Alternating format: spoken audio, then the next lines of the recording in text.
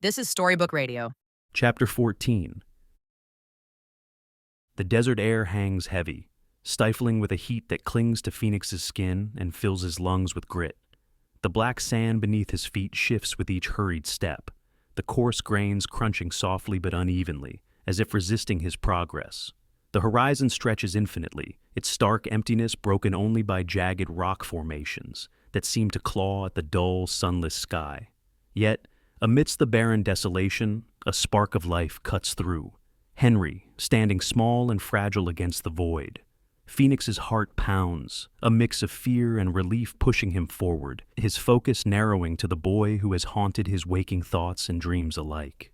Phoenix sprints across the desert sands, his breath coming in ragged gasps. The oppressive heat and the crunch of black sand underfoot blur into the background as his eyes lock onto Henry. Tears well up, stinging his vision, but he presses on, his legs burning with the effort.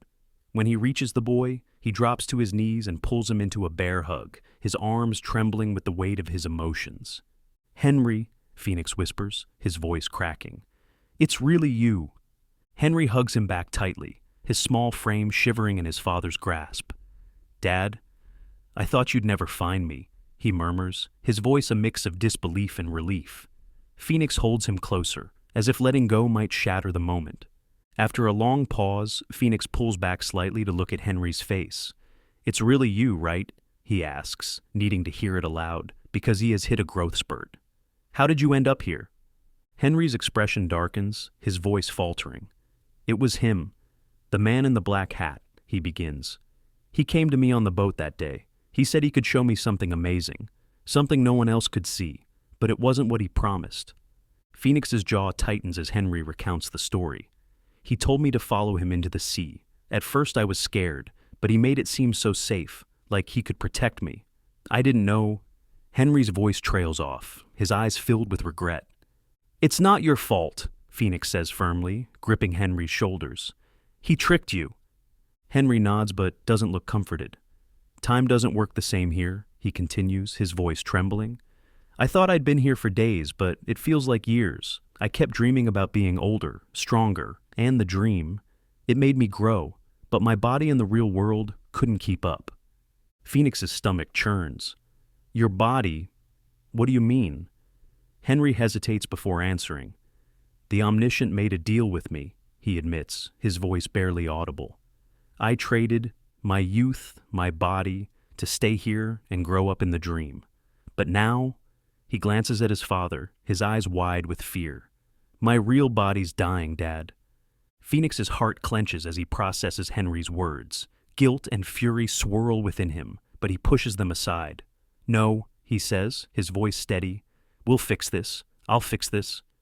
He picks up the key with the hat engraved on it and kneels by the shackle around Henry's ankle. The lock clicks open with ease, and the chain falls away.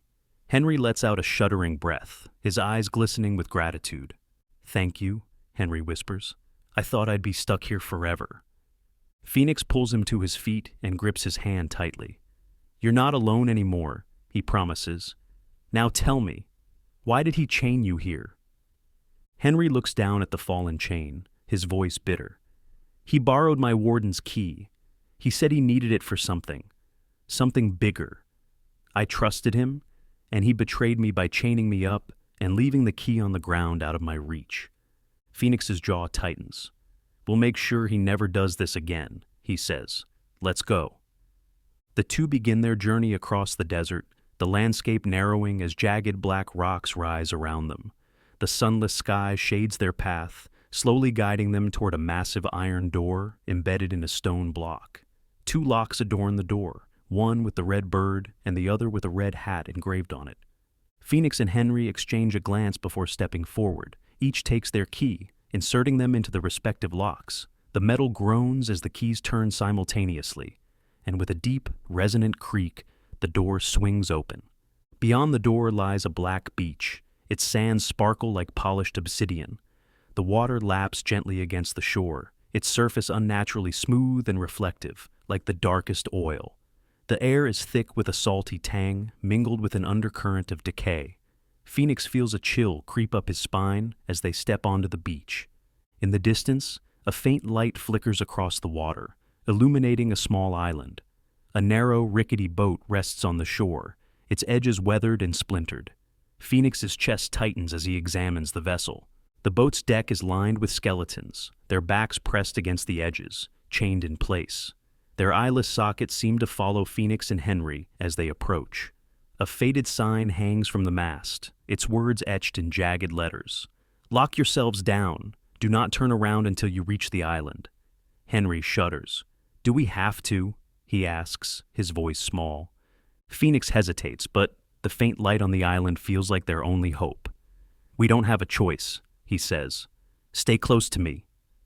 They climb into the boat, their steps careful to avoid the skeletons.